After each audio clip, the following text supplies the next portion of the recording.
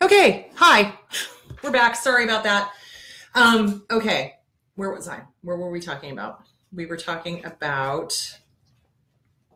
reconnecting. Okay, I think we lost everybody. Everybody's gone. Everybody's gone. Oh, they've shut oh, wait, no, they're back. There's one person. Hey. Yay. Okay. What were we saying? We were talking about Dissociation, EMDR. You can forget, you can remember. Okay. Trying to think of what we were saying because sorry for the technical difficulties, guys. EMDR, does it work? For some people, yes, and absolutely. And for some people, no. I mean, it's again, every single therapy is different for every single person. Is CBT going to work for everybody? No. Does DBT work for everybody? No. Does Freudian work for everybody? I hate Freud. So yeah, no, it's not going to. So you got to find what works best for you. Okay. Sometimes it's just the therapist, isn't it? Yeah. Oh. You can have crap martial arts done by good martial artists and really good martial arts that are done by crappy martial artists. Mm-hmm. So it's the skill set that's been worked. It is the therapist. And, you have to have a good rapport with the therapist. If you don't have a good rapport with the therapist is not going to really be that good. Mm-hmm. So, okay. One of the other questions was, why are narcissists so attracted to empaths? What is it about kind people that they love more than anything else? So you wanna take that one? They're just more delicious. It's just the best kind of cocaine on the market. It's the purest. It's the most powerful. I think that we make life easier for them. It's less work for them to get what they want. It's, as many people have pointed out, there's books written on it and coaches and therapists, you just focus on the fact that it's a system and it's a system that works together. They are trained to interact and attach in a certain style, and we are trained to interact and attach in exactly the same style. They're not cousins. They're like brothers and sisters. They're from the same intimate family unit. Mm-hmm. They are codependents, as we are. Mm-hmm. They have CPTSD, as we do.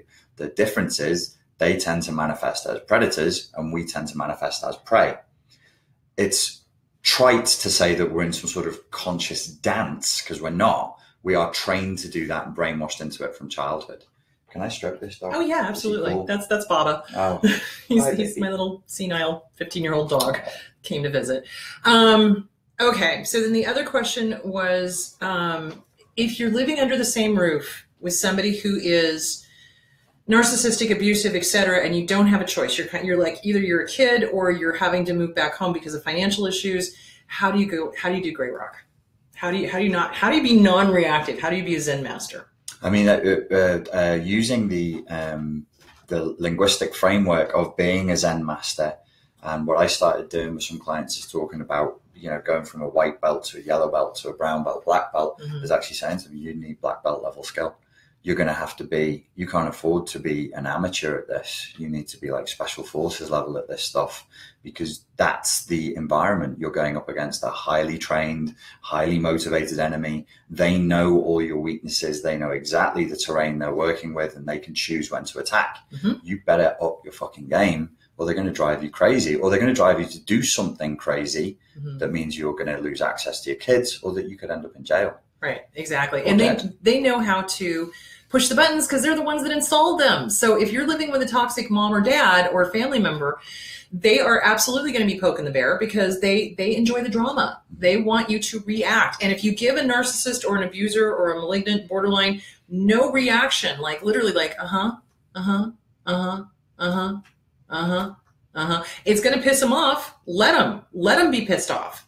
Don't you give them any narcissistic to supply. Because remember, to them, when you cry, when you get angry, when you get sad, when you show any sort of emotional response whatsoever, that's their cocaine. That's their, it tastes so good to them. So don't give it to them. Don't feed them. Feed them. Bore them off. Yeah. Just bore them away. Mm-hmm. Every text that you send, make it shorter. Every verbal interaction you have with them, use less words. So everything should be less energy, less emotion, less words, less talking. Short phone conversations where you say very, very little. You're using their own disorder against them. You're using their own tactics against them. You're starving the enemy. So instead of, like, I guess, to stretch the military analogy, rather than taking out they're snipers, you're just starving them. You just hit the supply lines and they'll go away. They have to. Like, an enemy marches on its stomach, the army marches on its stomach. Well, you take out all the supply lines, they're going to have to go somewhere else, or they will shrivel and die. Right. And they won't do that because they love themselves too much. Right. And what they will do, though, is they will try to manufacture stuff. So even after you leave the situation, they will, for months, try to say that you're the problem, you're the problem, you're the problem, you're this, you're that, you. Remember, you guns? It's like, as soon as that comes out, they're talking about themselves. They're the problem. They don't have somebody to triangulate with. So as soon as you step out of that situation, it's going to become crystal clear that they are the ones that are doing all of the drama and all of this stuff. Is it possible for an emotional abuser to be extremely nasty to one target while they're being super kind to another? Yes. Or is their nasty side always going to take over even with their favorite source of supply? It depends on what the game is. Like, what's their agenda right now? If you're in a situation where you see the abuser being super nice to you and super nasty to somebody else, it's an agenda. Just reverse engineer the behavior and go, okay, cui bono, who benefits from this and how do they benefit? Just apply the Socratic method. Why would the enemy be operating in this way? We can deduce their tactics and their agenda by looking backwards. So you reverse engineer. They're on to something. You know, they're always on game. There's never an end to the game. There's only another level of game behind this game that they're playing. Absolutely. I totally agree. Okay. Okay. Don't think we have any other questions. Oh, wait. Nope. That last one does. Please use question marks. Oh, shame. Oh my gosh. So targets of abuse feel a great deal of shame. Reparenting, voice. Okay. Suggestions and techniques that might help me overcome this. Okay. So shame is shoved into the target of abuse from the parents, from the original wound, from the abuser, etc. PTSD from Surviving to Thriving by Pete Walker has a wonderful section in it about turning the shame into righteous anger. So anger is not a bad emotion, guys. Everybody thinks anger is this horrible, awful, terrible thing that we shouldn't have. Truth of the matter is, we're human. We're going to get pissed. It's going to happen. And when we've been harmed, when we've been abused, our abuser tells us, no, you can't, don't you be mad at me. I'll give you a reason to cry. Don't you have this emotion. Don't you. And so we learn very quickly not to own our own anger, and it turns into shame. And so we feel like somehow we deserve to be treated poorly, or that, we're wrong, we're bad, we're this, we're that. Turn your shame into righteous anger against the abuser. The abuser is the one who abused you. You did not deserve this. You were just little. You were a little kid. Little kids don't deserve to be abused, period. Or you're in a romantic relationship. Adults don't deserve to be abused. Sorry. It's not cool. So turn the anger or the shame into anger and put it onto the right target. Now, you're not going to put it onto them as in confronting them, because it's not going to do any good. What you're going to do is you're going to write it out in an angry letter. The good, the bad, the ugly, the horrific at the very, very end. Goodbye. Trot it out to the barbecue. Read it out loud once. Burn it. Let it go. So that's my opinion on that. What do you think? I think if you're the feeling of love then gets translated instantly to shame, you should self-compassionately realize that that's pretty heavy trauma. That's a pretty heavy kind of abuse. And you asked, are there any techniques we could offer you? This isn't really an appropriate format for that kind of deep work. Mm-hmm. There isn't a trite technique that we could go, hey, do this thing and it's going to go away. That's deep in the software. Like, if the parent has taught the child, you may not feel love. And if you do feel love, you should be ashamed. And if you do feel good about yourself, you should be ashamed. Shame is an extremely powerful negative emotion, possibly one of the most damaging emotions you can experience. To not ever be experiencing self-love and to only be experiencing toxic shame means that you're in a very, very vulnerable position. You should find a good coach or a good therapist and work through them on that one issue. Absolutely. I've noticed that narcs enjoy making threats and intimidations when the target of abuse tries to leave. How likely are they to follow through with their threats, or are they just blowing smoke? It depends on the level of psychopathy that is there. If they are obsessive X syndrome, they will be the stalkers. They will be the ones that will break into your computer, get on your computer as you, get into your passwords, use your emails, et cetera, et cetera, et cetera. And it's very telling. If somebody has to use threats and intimidation to keep somebody there, well, that there's something seriously wrong with that. Because, love is like this, guys. It's like picking up sand and you hold it, and that sand will stay in your hand forever. Love is not picking it up and squeezing it like that, because it's going to slip through your fingers. And if you have to do that to try to keep that relationship was not meant to be. And that's just like when people use black magic or intimidation, because remember, communal narcissists will either do Christianity or black magic to try to keep somebody with them. If you're having to do that, you're probably not that attractive in the first place. So I'm just saying. So, okay. Richie, thoughts? It depends on the cost to benefit ratio, simply. Are they going to manifest the threats that they've offered? Sometimes no. You know, I've had the experience of being with a girl who was a highly narcissistic, abusive person, and I got into therapy, and then I started challenging her, and every time I challenged her, her threats would disappear. She'd be like, if you don't do this, I'm going to do that.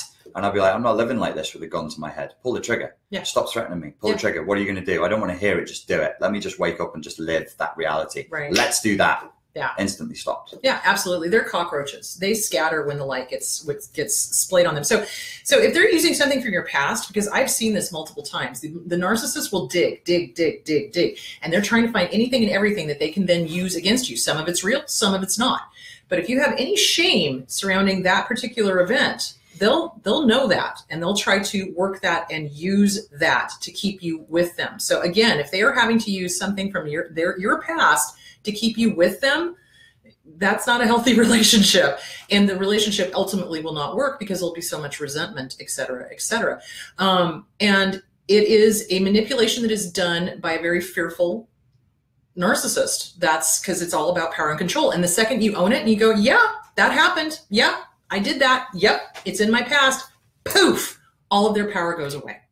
All of their power goes away. And if they threaten to make false allegations, you want to rally as many family and friends to you as possible that can speak to your good character. Because again, once they realize they're cowards, they're absolute fucking cowards. Every single fucking abuser on the face of the fucking planet is a fucking goddamn coward.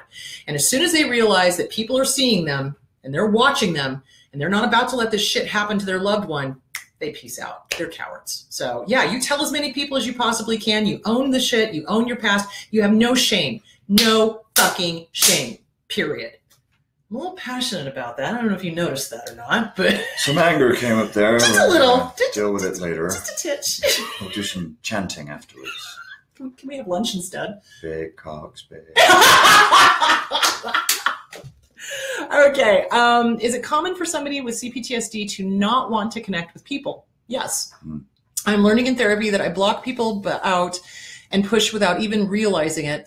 Yet I'm lonely and I want to be able to connect with people, but won't allow myself to. I guess I'm wondering if that's because of CPTSD or something else. It is probably because of attachment style. So dismissive attachment style. So when you are little and you have an abusive parent, or you have, God, mother, there it goes. You learn to push them away. I scared Richie. You learned to I wasn't ready. Oh God! You learn to push them away before they have a chance to abandon you. So this is often what borderlines will do, is they'll push people away before they have a chance to be abandoned themselves. Or we just push other people away so that we don't get hurt. So it's a dismissive attachment style, and that's not healthy, and you need to work on that. And it's a self-esteem thing. So get with a good therapist, work on the original wound. Who abandoned you? Who did you need to protect yourself from? So, Richie. Yeah, no, I don't think I'd have much to add to that. It does need to be worked through with a therapist, and it is about self-protection. It might also be, sometimes when I'm talking to people with CPTSD, they see the bad in people, and they see that people can be superficial and facile and selfish. And I'm like, compassion also includes, seeing where people are at this particular point in culture and history. And yes, there are these particular interests, but there's still a human being there. And if we can access them in a certain way, when the time is right at a certain level, we might get them on a different wavelength and be able to have some kind of a conversation with them that has some depth, but only at the level that they're ready for, which is cool. That's okay. You don't have to have really deep, meaningful relationships with everybody. Some relationships you're going to have are going to be very just you meet with them for a pint and play pool, and other people you discuss philosophy with, and other people you won't. And so for people with poor boundaries, not just CPTSD, we tend to do in or out. You're either all the way in or you're all the way out. You're either a total enemy or you're the closest friend. Neurotypical people, I learned through observing them, have multiple boundaries. They have, like, you know, friends who are just from work, and then friends who are a little bit closer, and then intimate partners. And we need to learn to do that too. Yeah. Okay, divorce. So when you are divorcing or leaving an abuser, it is the most dangerous time. Because as long as they have control over you, they are happy campers. As soon as you say you're leaving, that is when it is the most dangerous. And that is when you need to have everything in a row. If you're going to divorce an abuser, you must have your plan in place. You have to have a safety plan. You have to have a safety plan. You have to know who your contacts are, where you can go, where's your money at? Have you separated out your money? Do you have a separate bank account? How are you going to take care of yourself? Where are you going to go? What's the social situation? What about the dogs? What about the kids? You have to have a safety plan. So, yeah, that level of commitment to your self-protection, where you actually spend time researching how to do it and planning for it and having contingency plans, that is a level of self-care that everybody who's in a narcissistically abusive relationship should be bringing in. That much time, that much attention, that much effort to go, how do I protect myself here? We need to sort of artificially force ourselves to do it, because it doesn't come naturally, because the way you love and protect yourself is a direct reflection of the way your parents loved and protected you. And if they didn't love and protect you, you'll struggle to love and protect yourself because you got no model for it. Right. So you have to make that happen. So do be on your guard, do be smart, be cunning, think in terms of self-protection, and don't be naive. Always look at the context. So whatever the context is of any interaction, whether it's divorce or anything else, consider all the options. If you can't do it for yourself, imagine you're doing it for a second person. Like, how would I advise somebody else to go through this? And you might find some new options if you think about it that way. And get a good attorney. Always get a good attorney, because they will use the court systems to try to smear you and to take you to the cleaners. So, all right, guys, we are out of time. Thank you so much for tuning in. Thank you, Richie, for coming and playing. Thanks for having me. Awesome. Yay. So tune in again at 6 o'clock tonight. I'm going to continue the discussion because I figure I'm on a roll. Why not? What the hell? So, all right, guys, I can't think of anything else. Thank you for tuning in. Have a wonderful, wonderful week, and we'll talk to you later. Bye.